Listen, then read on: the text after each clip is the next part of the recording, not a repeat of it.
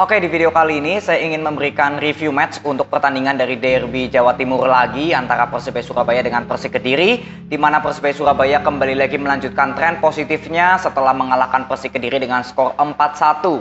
Jadi pertandingan kali ini sesuai dari preview kemarin, saya ingin melihat Persebaya Surabaya sebetulnya dari sektornya Bruno ya, dan di sektor tengah. Tapi saya lupa kalau Bruno terkena akumulasi ya ketika lawan Arema FC.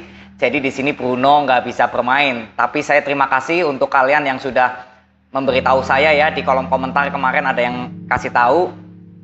Jadi ya untuk Persebaya Surabaya saya hanya ingin lihat sektor tengah. Tony apakah bermain dari awal atau enggak, dan ternyata di pertandingan ini Tony langsung dipasang bersama Rivera dan juga M. Rashid sebagai gelandang bertahan. Dan untuk Persik Kediri saya hanya fokus kepada spirit karena Persik Kediri saya kira membutuhkan spirit ya, yang artinya fighting untuk bisa bermain secara lepas di atas lapangan, apalagi ini bertamu ke kandang Persebaya yang performnya sedang bagus-bagusnya. Jadi bagaimana fighting spirit yang terlihat dari para pemain Persik di pertandingan ini? Nah ini ya kita akan bahas. Jadi Persebaya Surabaya secara cepat ya 8 menit 42 detik sudah unggul 3-0. Yang gol pertama dari M. Rashid itu murni bagaimana M. Rashid bisa melakukan skill individu dulu melewati Majid Osman dan langsung memberikan tembakan roket ya yang cukup kencang, cukup keras, lalu ke pojok gawang dari Leo juga ya. Jadi itu gol yang sangat bagus dari M. Rashid yang saat ini juga boleh dibilang sebagai gol yang cukup banyak ya bersama Persebaya. Lalu nggak lama kemudian Leo, kiper dari Persik Kediri, melakukan blunder ya, passing yang kurang efektif bisa diambil oleh Malik Rizaldi dan langsung memberikan passing ke Rivera. Dan sebetulnya Rivera memiliki opsi untuk memberikan bola ke Flavio, tapi ini cukup baik, Rivera bisa melakukan individu lagi, sempat menggocek satu pemain belakang Persik dan akhirnya Rivera berhasil ya memberikan gol kedua untuk Persebaya. Lalu gol ketiga ya nggak selang berapa lama itu, hanya selang 1 menit setengah lah, 1 menit setengah kurang lah ya. Itu Kasim Botan berhasil menciptakan gol. Itu ada bola muntahan dari Malik Rizaldi kalau nggak salah, lalu Kasim Botan langsung memberikan gol tanpa ada yang mengkawal. Artinya 3 gol yang tercipta dari Persebaya Surabaya. Kalau saya boleh review, gol pertama murni dari kelas M. Rashid, gol kedua ada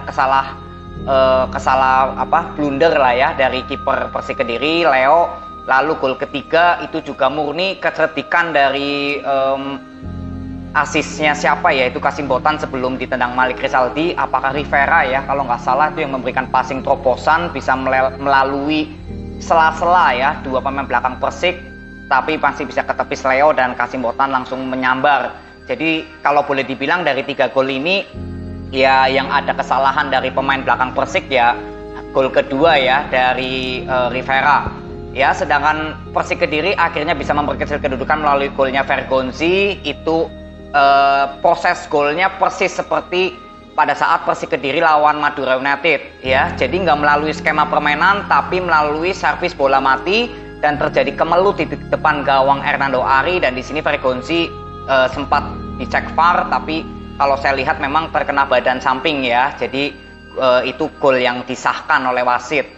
Jadi di sini babak pertama Persik Kediri tertinggal 3-1, dan overall di babak pertama sebetulnya kesimpulan saya bahwa Persebaya Surabaya bermain cukup apik tanpa adanya Bruno ya yang ditukar posisi oleh Flavio. Semua bisa menjalankan tugas dengan bagus. Kombinasi serangan juga terlihat, Kasim Botan sering ke tengah, Malik Rizaldi ke kanan ya, atau Flavio yang sering kali masuk ke dalam. Jadi memang terlihat kombinasi serangan dari Persebaya Surabaya ini cukup bagus. Inilah yang saya harapkan, yang saya nantikan, bahwa penyerangan Persebaya Surabaya semua pemain depan harus bisa saling ya kombinasi gitu loh, nggak hanya stay di posisinya masing-masing. Ini terlihat berapa kali ya Malik Rizaldi bisa memancing lawan, Kasim Botan bisa memancing lawan. Kalau Flavio ya masih sering kali kontrol bolanya memang seperti itu ya. Saya juga sering mengkritik Flavio pada saat membela Persik Kediri bahwa memang ya Flavio masih kurang baik dalam hal mengkontrol bola dan dribbling bola ya. Ini beberapa kali terlihat lah ketika Flavio berusaha memberikan intercept. Jadi di babak pertama Persebaya Surabaya cukup ganas di awal-awal menit, dan kalau saya bilang di pertengahan menit babak pertama ya positioning dari kedua tim sebetulnya masih seimbang ya. Persik Kediri juga yang akhirnya bisa pelan-pelan mulai menemukan ritme permainan, bisa melakukan bola possession, itu sudah mulai terlihat di babak pertama. Nah, lalu kita masuk di babak kedua.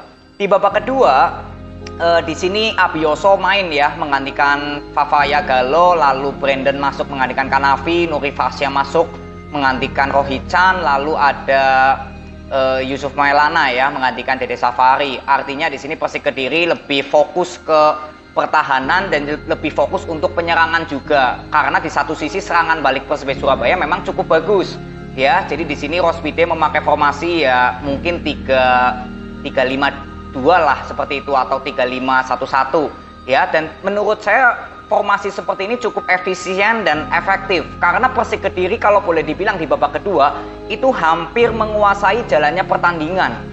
Jadi Persik Kediri berapa kali berhasil melakukan kombinasi serangan. Ini yang sebetulnya saya ingin lihat permainan Persik Kediri seperti ini. Di luar dari kekalahan yang cukup banyak 4-1 lawan Persebaya, tapi nilai positifnya permainan Persik Kediri harus bisa konsisten seperti ini. Cuma yang menjadi pertanyaan saya, kenapa ya seorang Abioso ini selalu menjadi pemain cadangan, bukan opsi utama.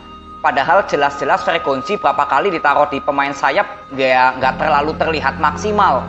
Ya, Majed Osman juga ya di pertandingan ini juga masih belum terlihat maksimal. Ezra Walian hampir nggak terlihat kontribusinya.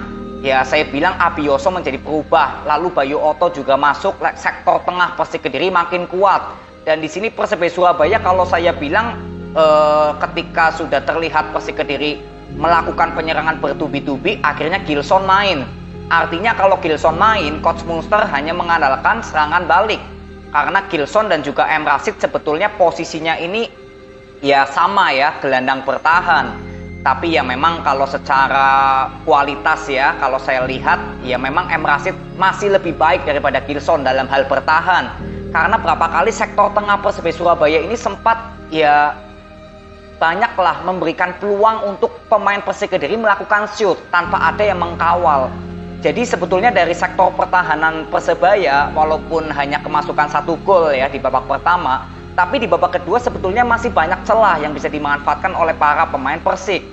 Jadi semoga ini bisa menjadi bahan evaluasi juga untuk Persebaya Surabaya ketika nantinya bertemu dengan tim yang benar-benar bisa menguasai bola possession atau sektor tengah.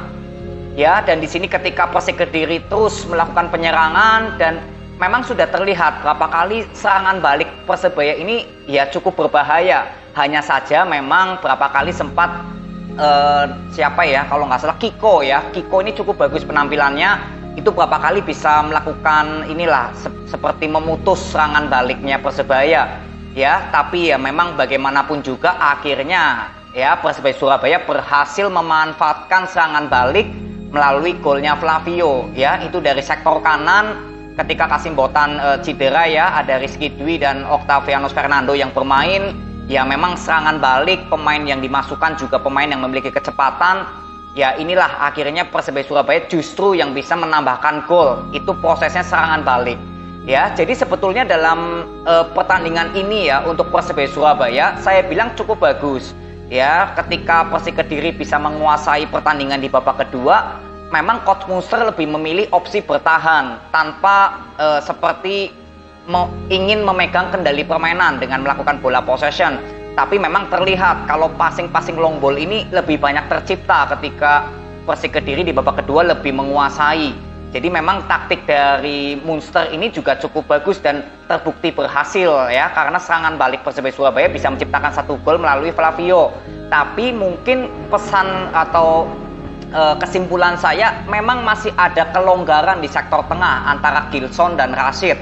Jadi seperti belum padu lah antara Rashid dengan Gilson ketika melakukan pertahanan. Karena berapa kali space kosong ini bisa dimanfaatkan untuk pemain Persik Kediri menciptakan peluang, terutama dari Bayu Otto dan Abioso ya. Abioso terhitung sudah berapa kali mencatatkan shoot ya, walaupun masih off target ya. Jadi paling ini yang saya bisa lihat ketika Persebaya Surabaya bertahan ya inilah Rashid dengan Gilson menurut saya masih terlihat belum padu aja untuk melakukan pertahanan.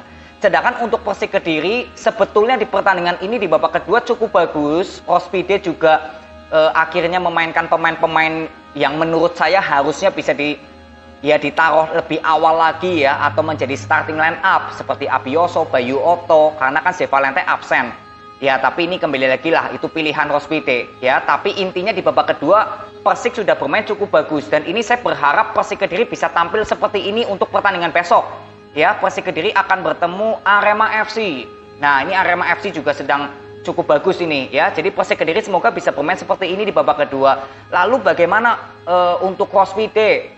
Saya belum ingin mengomentari ya, apakah Rospide perlu sudah cukup waktunya atau belum gitu ya. Tapi ya memang ini cukup kekalahan yang memang sudah mungkin bagi sebagian supporter Persik seperti sudah habis gitu ya kesabarannya. Padahal ya sebetulnya permainan Persik di babak kedua ini sudah baik di bawah Rospide. Tapi ya inilah kembali lagi tinggal masalah waktu. Rospide bisa konsisten nggak permainannya Persik seperti ini ya, seperti di babak kedua yang saya maksud.